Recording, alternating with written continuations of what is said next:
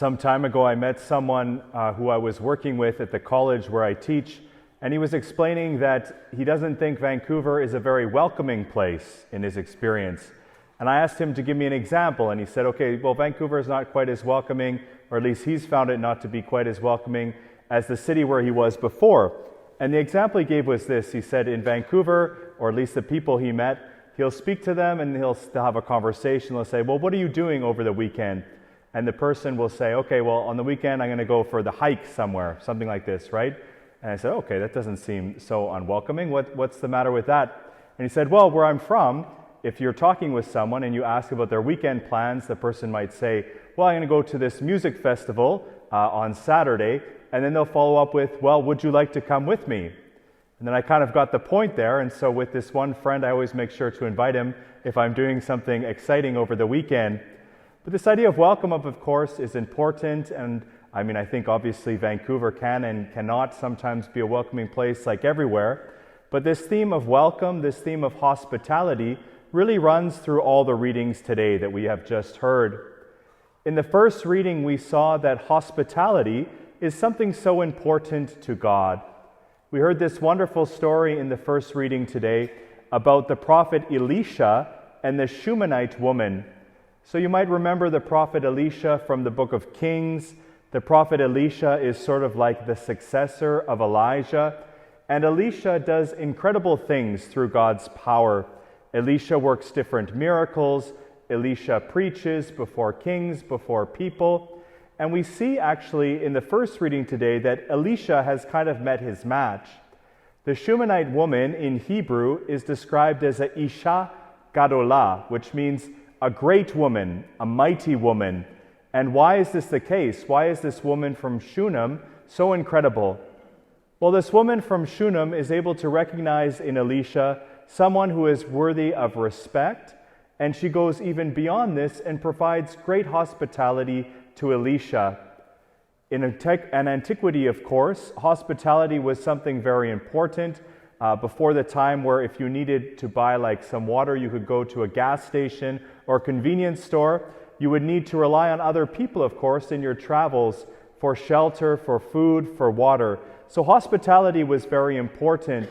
But this Shunammite woman, this Isha Gadolah, this great woman, goes even beyond that. She recognizes something special about the prophet Elisha, that he is a man of God, and she even has a special chamber kind of built for him so that he can come by and stay there regularly. And we see ultimately that this Shunammite woman is rewarded for her great hospitality. The prophet Elisha prophesies that she will bear a son. At this point, she's not been able to have a child, and this indeed does come to pass. So we see in the first reading this great importance of hospitality, showing welcome to others, showing charity, showing hospitality is so important. In the gospel today, and this comes across especially in Matthew's gospel, hospitality and the importance of hospitality is even deepened because Jesus identifies himself as a stranger, as ultimately the person that we provide hospitality for.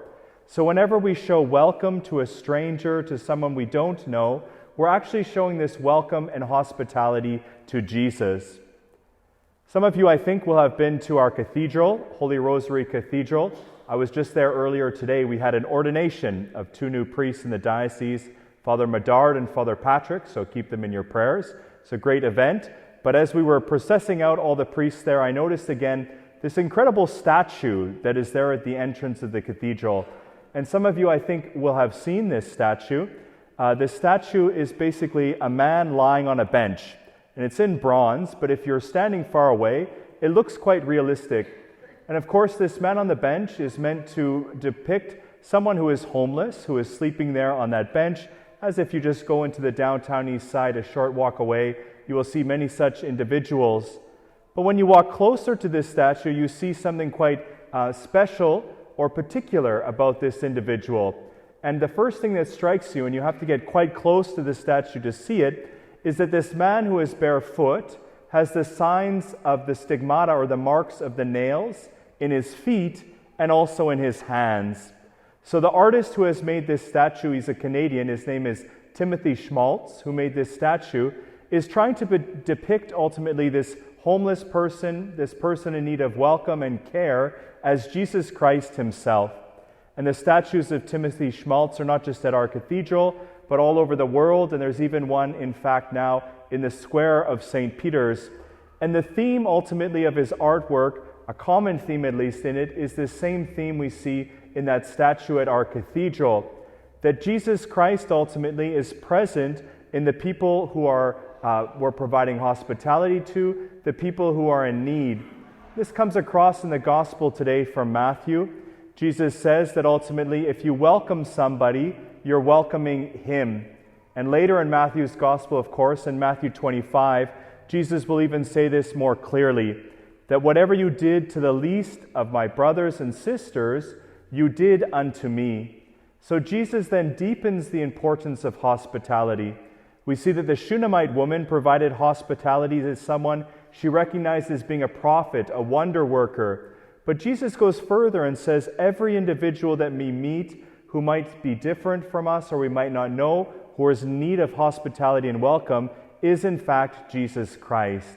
So when we meet the stranger, when we show hospitality to someone, we show that love to Christ. We have, of course, living in Vancouver, many opportunities to show hospitality. Today, of course, we celebrate Canada Day, and I think when I think of Canada at least, and probably the case is for many of us, Canada at its best, I think, is a place that provides welcome to so many different people. So, of course, unless your background is Indigenous, all of us are coming from somewhere different. All of us at different times, whether it's us personally or our family members, we're shown welcome, we're shown acceptance in Canada. And I think when we look at our parish community here of St. Peter's, we see really that this is a place where so many newcomers are coming to find welcome, to find care, to find a home. And we have so many opportunities to welcome people around us who are newcomers, who are in need. And when we're showing this hospitality to people, it takes prudence to know how best to show hospitality. Everybody really needs something different. This is something I learned or tried to learn from a TV show that I watched growing up, Mr. Rogers. Mr. Rogers' Neighborhood. Have some of you seen that, I think? Recently, of course, there's been not a documentary, but a movie with Tom Hanks playing Fred Rogers. And his show, I think, is so remarkable for the way he treats all the people who come to visit him with such respect, such kindness. He really does treat them like they are Christ. And depending on who the person is, who he encounters, he treats them differently. Different people are in need of different things. Some are in need of some sort of food maybe, or just a welcome or some encouragement. It wasn't until much later that I found out that Fred Rogers was in fact a Presbyterian minister. So I'm not sure if you realize this, but he was actually trained in seminary. And Fred Rogers, Mr. Rogers, made the decision not to serve the people of God as a pastor in a traditional sense in a church, but rather through television, to preach the gospel really in a very real and a very humble way to children, but of course to everyone. And this really comes across quite strongly in Mr. Rogers' Neighborhood, this need really to show welcome to all people, regardless of where they're coming from and whatever their needs may be.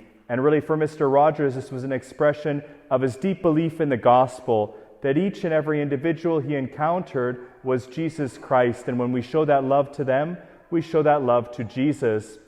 So today then we can ask for that grace, really, from the Holy Spirit, to be able to see that each and every person we encounter, each and every person we have the opportunity to show hospitality for, is in fact Jesus Christ. And when we do this, we see that being a Christian, showing love to God, showing love to Christ, is it can be very, very simple and very, very down to earth. Whatever we do ultimately to the least of people around us, we do to Jesus.